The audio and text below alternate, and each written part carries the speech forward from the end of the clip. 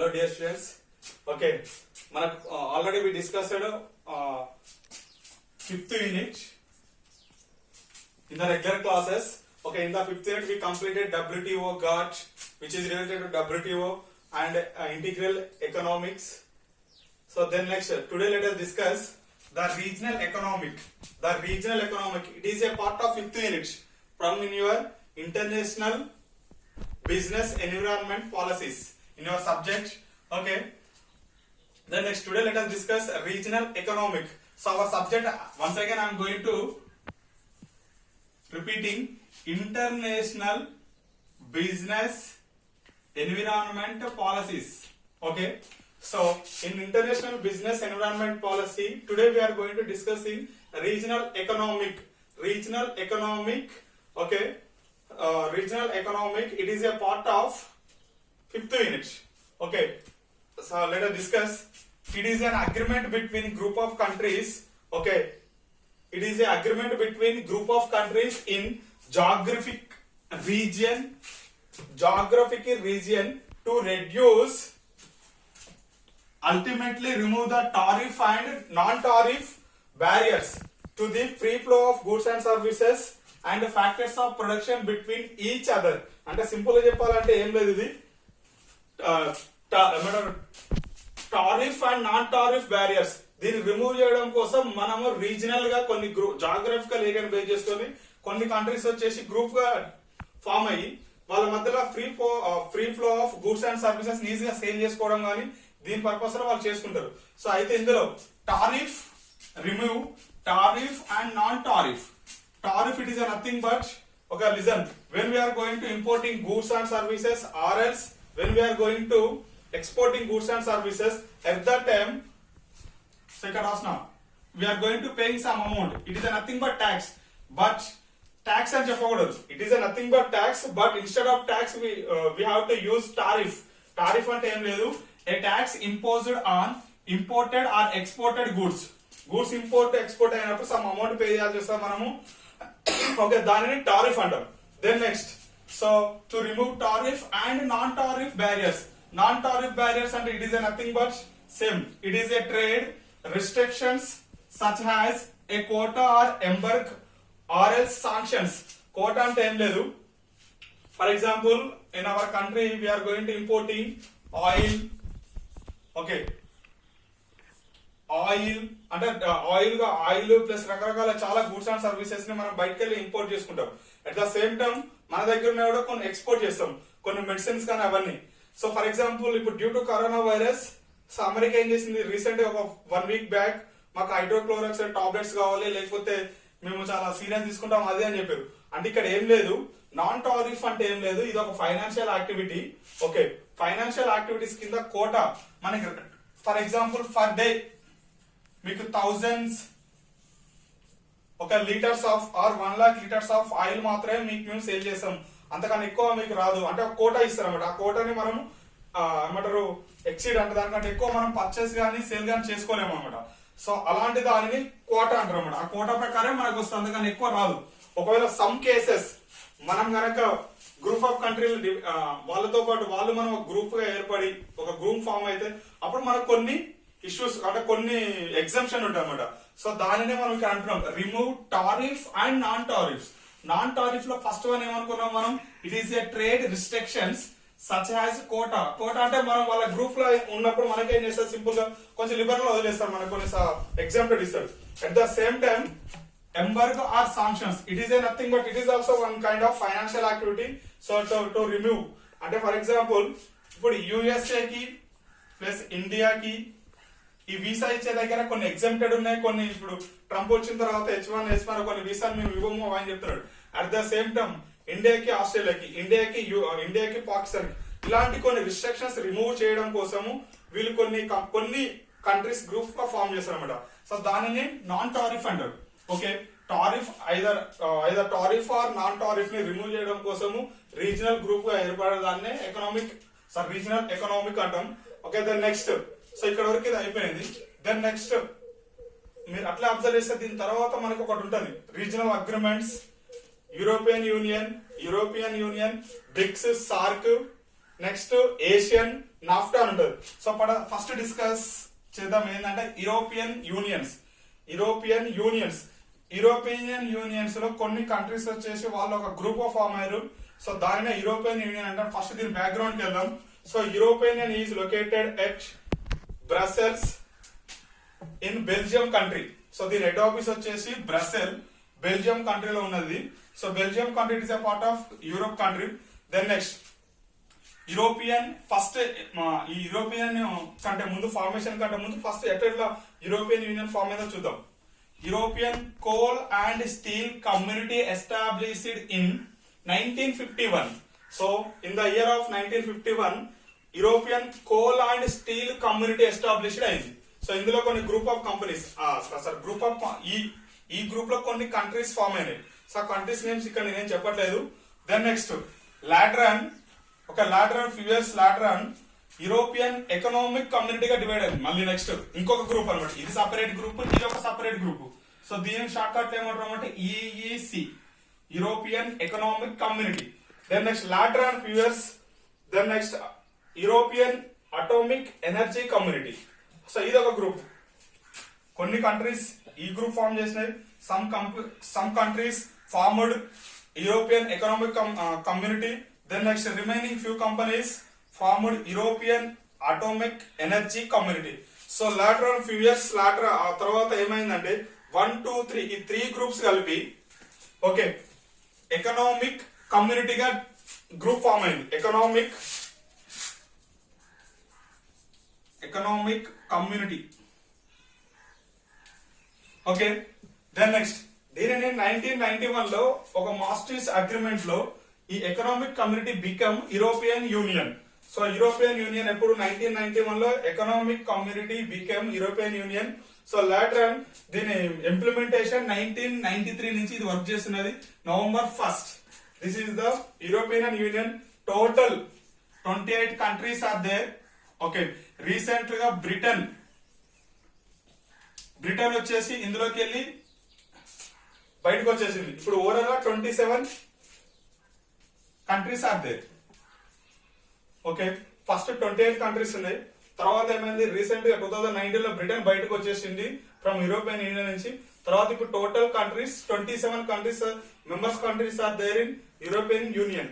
Okay so in earlier we discussed European union. Okay EU. Okay 1993 November 1st నుంచి ఇది work చేయడం జరుగుతున్నది. Total members country 28. Okay out of 28 లో recent గా Britain బయటకు వచ్చేసింది. సో ఓవరాల్ గా total countries 27 countries European union. Okay European union total 27 countries. Okay the European union it mostly formed for అదే ఒక పొలిటికల్ యూనియన్ అనొచ్చు, లేదంటే economic union as well as political union as well as economic union. అంటే ఇక్కడ ఏంటి political గానీ economic గానీ వాళ్ళ మ్యూచువల్ అండర్స్టాండింగ్ పైన కొన్ని ఎగ్జాంప్టెడ్ ఇచ్చుకుంటారు. వాళ్ళ how many countries are there? Total 27 countries are there. So among the 27 countries free flow of goods and services కానీ ఇంకేదైనా ఇష్యూస్ కానీ వాళ్ళు ఈజీగా ఎగ్జాంప్టెడ్ చేసుకుంటారు. Same at the same time European countries ఎట్లయితే 27, 28 అయితే ఫామ్ అయిందో సేమ్ ఇక్కడ ఏషియన్ అంటే ఇక్కడ అబ్రివేషన్ చూద్దాం. First association. A stands for association, yes stands for south, A stands for east, association of south east Asian nation, association of south east Asian nations, association of south east Asian nations. Total countries 10. So members countries వచ్చేసి total is 10. So 10 ఎప్పుడెప్పుడు వచ్చినా చూద్దాం. First let us discuss Asian and abbreviation association of south east Asian nations. It is established in the year of 1967 August 8th in Bangkok. Okay, it is established in the year of 1967 August 8th in Bangkok. Head office. The head office is located at Jakarta from Indonesia country. Jakarta head office is Jakarta. Jakarta it is located in Indonesia. Then next total countries 10 countries. So out of 10 countries 5 countries are original country, 5 countries are first ఎప్పుడెప్పుడు enter అయినా చూద్దాం, join అయినా చూద్దాం. First 5 countries original countries. This countries are joined in the form of ASEAN. In the form of ASEAN means 1967 లో ఇవన్నీ join అయినాయి. అందులో first one Indonesia, Malaysia, Philippines, Singapore, Thailand. Indonesia, Malaysia, Philippines, Singapore, Thailand. Then next later on, Brunei. Then next Vietnam, Laos. Next Laos. Next Myanmar. Next Cambodia. So Brunei 1984 లో join అయింది. Vietnam join 1995. Laos join 1997. Myanmar join 1997.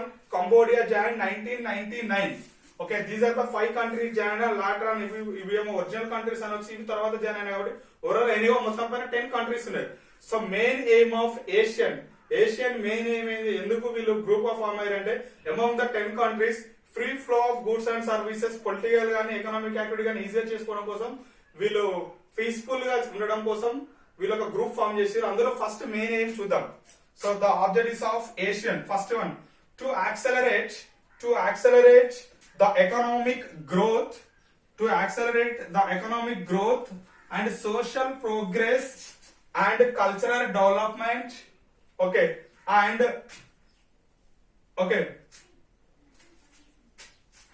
this is the first one ఏం చెప్తున్నాడు అంటే ఈ among the 10 countries economic growth గానీ, social progress గానీ, cultural development గానీ తొందరగా డెవలప్ చేయడం కోసం వీళ్ళు ఒకరికొకరు మ్యూచువల్ అండర్స్టాండింగ్ లో వర్క్ చేస్తారు. Then next, at the same time, second one, to promote regional peace and stability. So among the 10 countries లో పీస్ఫుల్ ఉండాలి మనం అనే వీళ్ళ ఒక కండిషన్ అన్నమాట. అంటే కండిషన్ అంటే objectives. It is one of the objectives. So overall మనకి నెంబర్ ఆఫ్ ఆబ్జెక్టివ్స్ కొన్ని కన్ఫ్యూజ్ అయ్యి మనం డిఫరెంట్ బుక్స్ చూసినప్పుడు ఓవరాల్ మనం 2 books ఏంది మేజర్ గా ఫస్ట్ మీరు కల్చరల్ గా ఎకనామికల్ గ్రోత్ పర్ఫెక్ట్ గా ఉండేటట్టు చూసుకుంటారు. నెక్స్ట్ వన్ పీస్ఫుల్ గా ఉండాలి. సో అన్నెసెసరీ ఏమందరూ పడతాం అందరూ గొడవ పెట్టుకోకూడదు, మనకి ఏమైనా ఇష్యూస్ ఉంటే డిస్కస్ చేసుకోవాలి. దెన్ నెక్స్ట్ ఇది Asian main objectives. Then later on discuss fundamental principles of Asian. Some principles are there.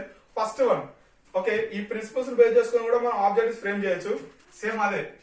So first principle, mutual respect for the independence, sovereignty, equality, territorial integrational identity of all nation. అంటే ఇందులో ఉన్న 10 countries కి వాళ్ళకి equal priority ఉండాలి. ఒక దగ్గర పోయి మనం ఇప్పుడు for example Indonesia, Malaysia, Philippines ఉన్నది. ఈ ఇండోనేషియా వచ్చేసి మలేషియాని వీళ్ళ ఇంటర్నల్ అఫైర్స్ లో ఇన్వాల్వ్మెంట్ కాకూడదు అనమాట. అంటే వీళ్ళకి ఇండిపెండెన్స్, ఫ్రీడమ్ ఇవ్వాలి. సో ఫర్ ఎగ్జాంపుల్ మనం ఇండియాకు at the same time India, China మధ్యలో సమ్ స్క్రాచెస్ వచ్చినప్పుడు ఓకే జనరల్ గా న్యూస్ పేపర్ లో అబ్జర్వ్ చేస్తుంటాం మనం sovereignty. Then next equality, territorial ఇట్లా అబ్జర్వ్ చేస్తాం. సావరెంటీ ఏం లేదు, సౌభ్రాతృత్వం తెలుగులో మనం చెప్పాలంటే వీళ్ళు ఒక ఇండిపెండెంట్ కంట్రీ. ఈ ఇండిపెండెంట్ కంట్రీలో చైనా అనవసరంగా ఇన్వాల్వ్మెంట్ కాకూడదు. ఒకవేళ ఇన్వాల్వ్మెంట్ క్రాస్ అవుతుందంటే బ్రిక్స్ దీని తర్వాత డిస్కస్ చేద్దాం.